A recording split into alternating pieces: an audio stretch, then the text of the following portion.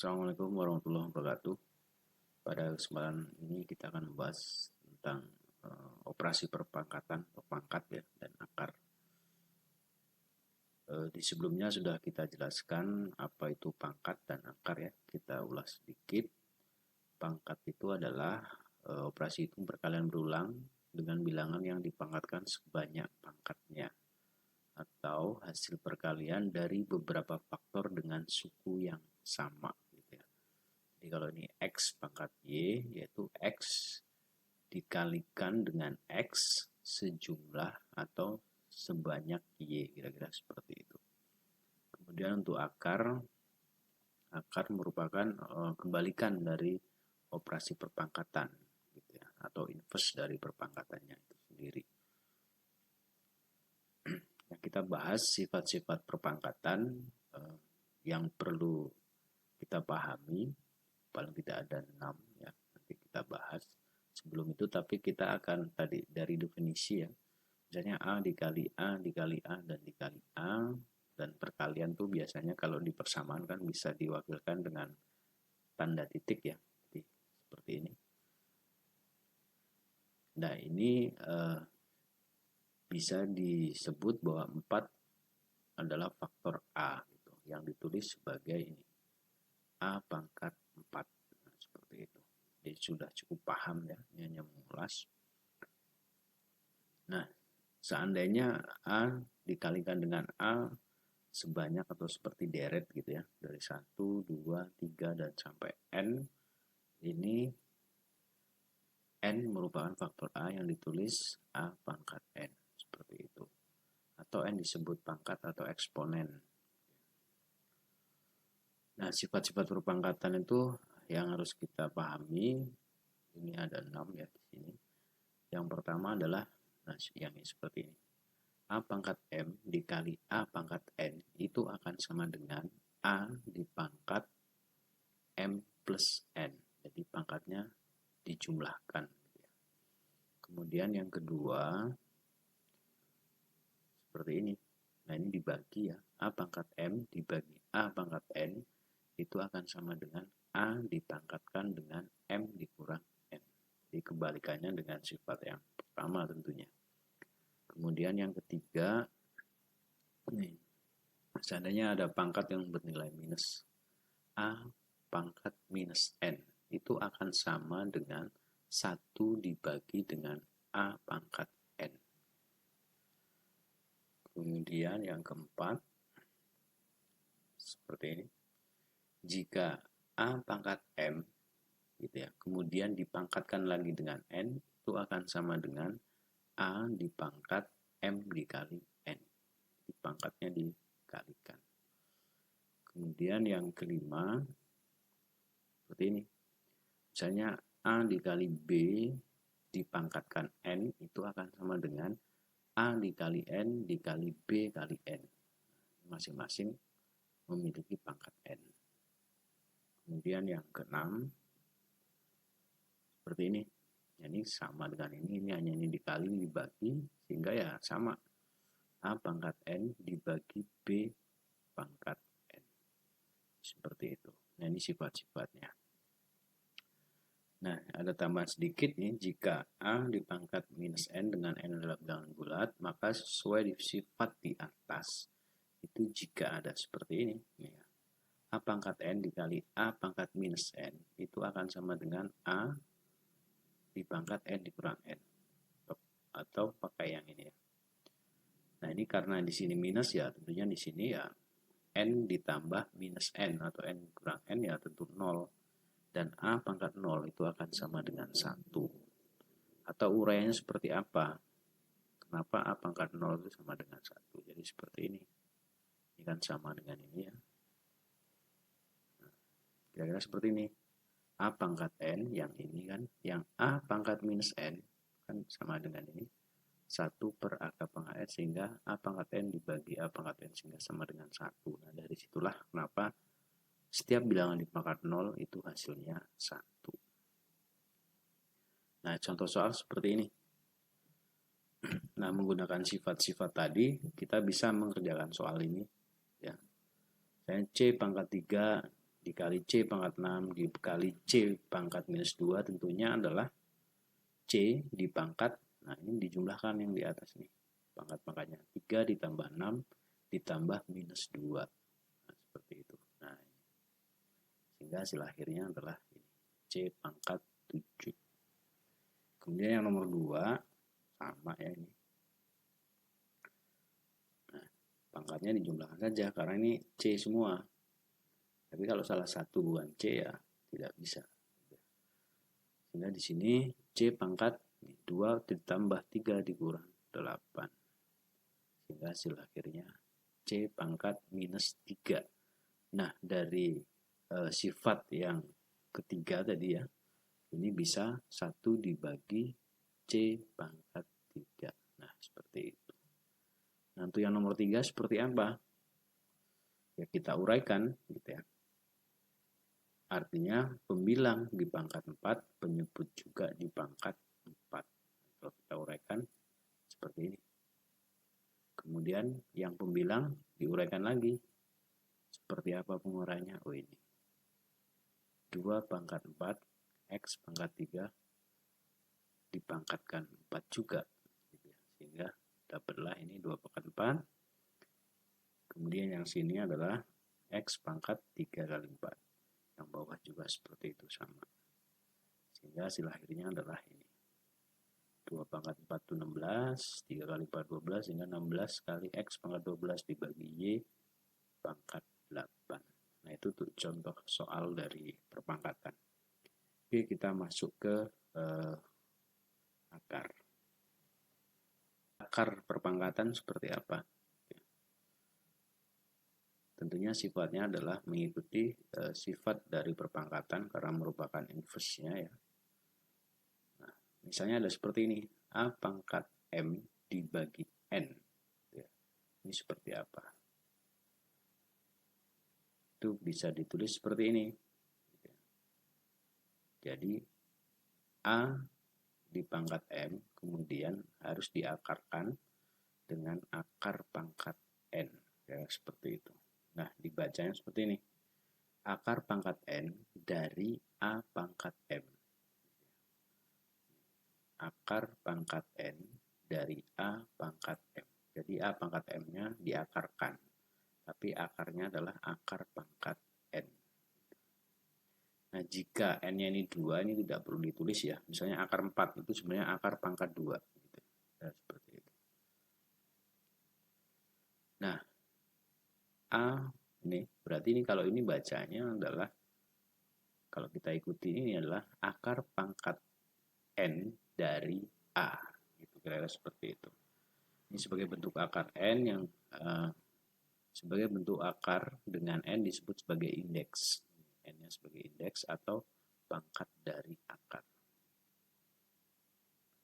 Nah, suatu bilangan disebut akar pangkat N dari A itu bila X dipangkatkan N hasilnya sama dengan A.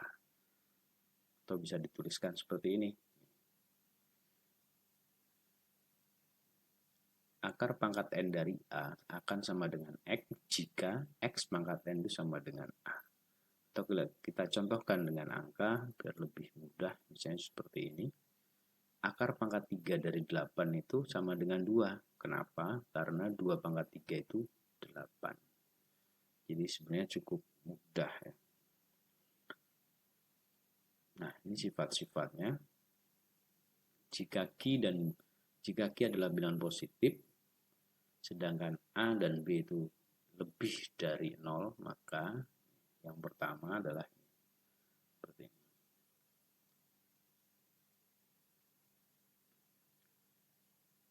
Yang pertama adalah akar pangkat Q dari A pangkat P itu bisa ditulis seperti ini. Sama dengan akar pangkat Q dari A kemudian dipangkatkan dengan P. Seperti itu.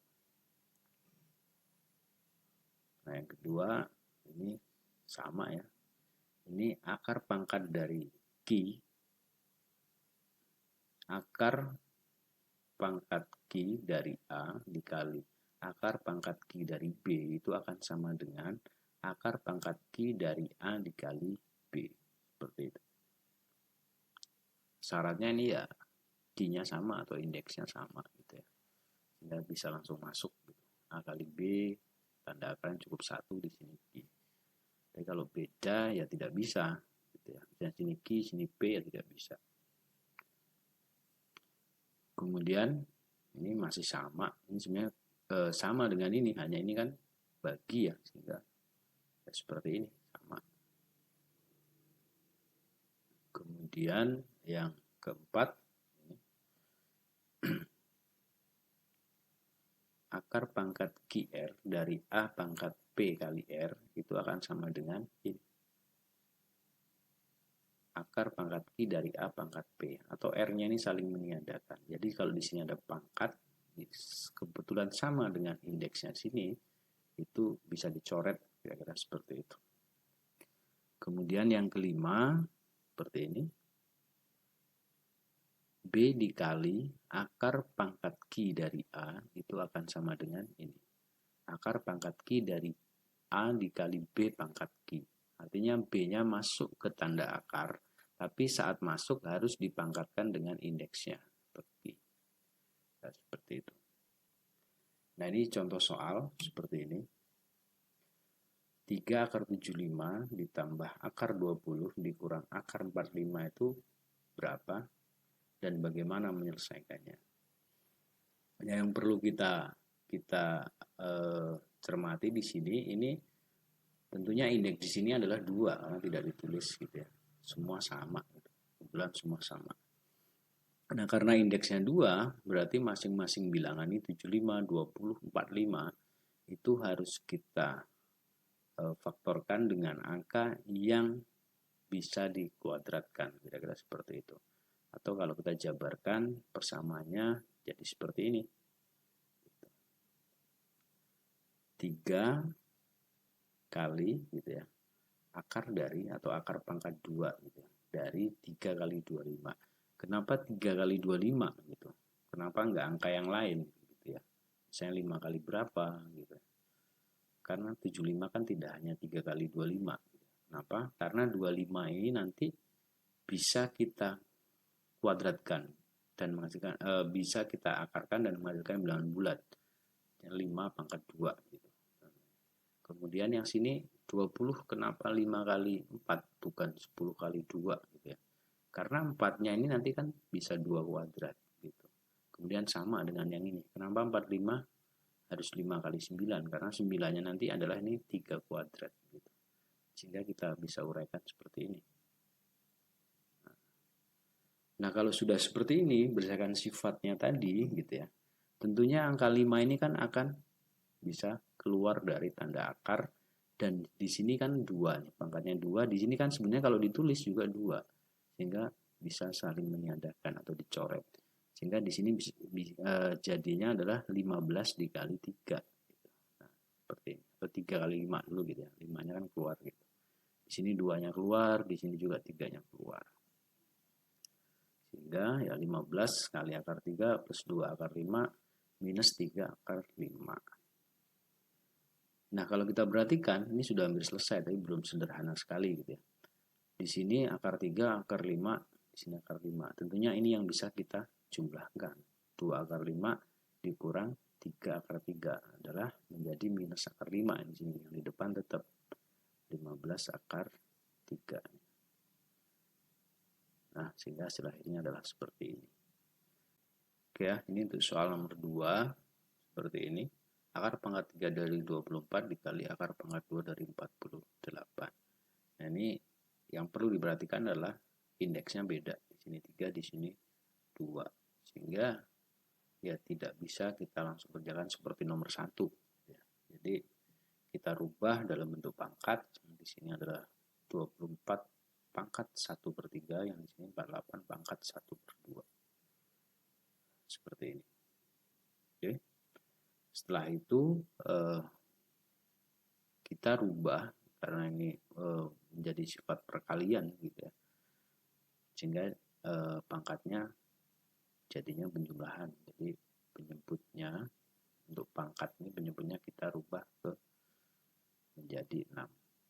Ya, yang sepertiga jadi 2/6, yang setengah jadi 3/6. Kemudian kita rubah lagi penulisannya dalam bentuk akar yang semuanya tentu indeksnya nanti sudah 6. Tidak lagi 3 dan 2, tapi sudah sama-sama 6 seperti ini. Kemudian clue yang selanjutnya adalah kita harus merubah 24 kuadrat dan 48 pangkat 3 gitu ya. Itu nanti menjadi pangkat 6 pada akhirnya. Sebelumnya kita satukan dulu. Nah, seperti ini. Kenapa bisa disatukan? Karena indeksnya sudah sama. Nah, di sini 24 pangkat 2 atau 24 kuadrat gitu ya. Yang di sini 48 pangkat 3. Nah, ini 24 pangkat 2 itu angkanya kita rubah seperti ini. Ini kan 24 juga. 3 kali 2 pangkat 3. 2 pangkat 3 8. 8 kali 3 24. Jadi seperti ini. Kita rubah. Yang di sini juga sama 48. 3 kali 16 kan 48. Sama ya.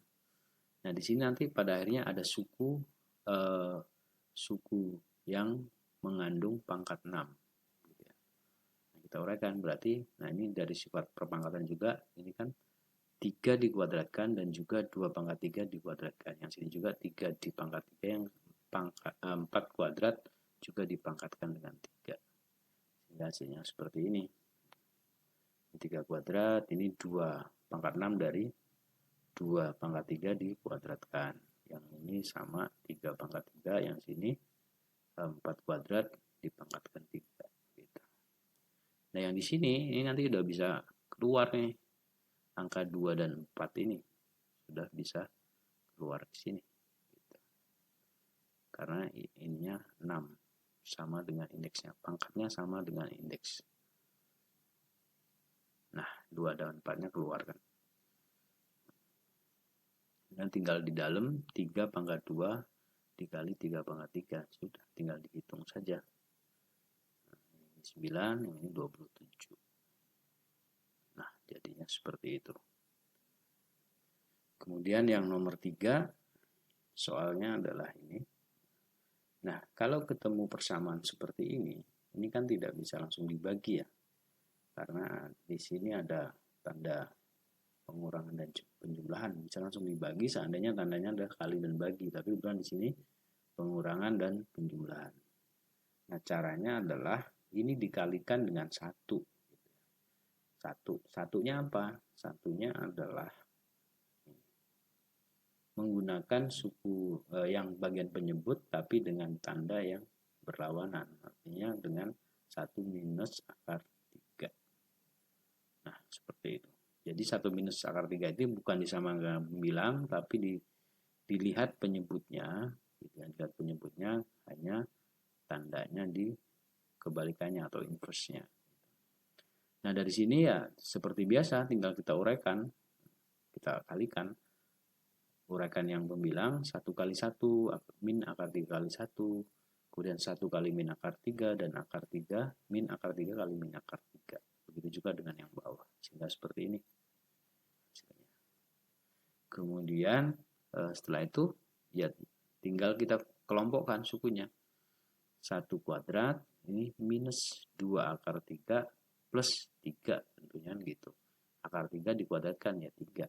Yang bawah 1 kuadrat atau penyebutnya 1 kuadrat ini kan jadi 0. Plus akar 3 minus akar 3. Yang di sini min 3. Seperti ini. Nah, kalau sudah seperti ini ya tinggal kita jumlahkan saja. 1 ditambah 3, 4 gitu ya. 4 minus akar 2, 4 minus 2 akar 3 gitu ya. Penyebutnya 1 minus 3 atau min 2. Seperti ini. Nah, dari sini ya sudah. 4 dibagi minus 2 berapa? 2 akar 3 bagi 2 berapa? Sehingga hasilnya adalah minus 2 plus akar 3. Nah, demikian silahkan berlatih. Soal latihan ada di LMS. Silahkan dicoba. Terima kasih. Assalamualaikum warahmatullahi wabarakatuh.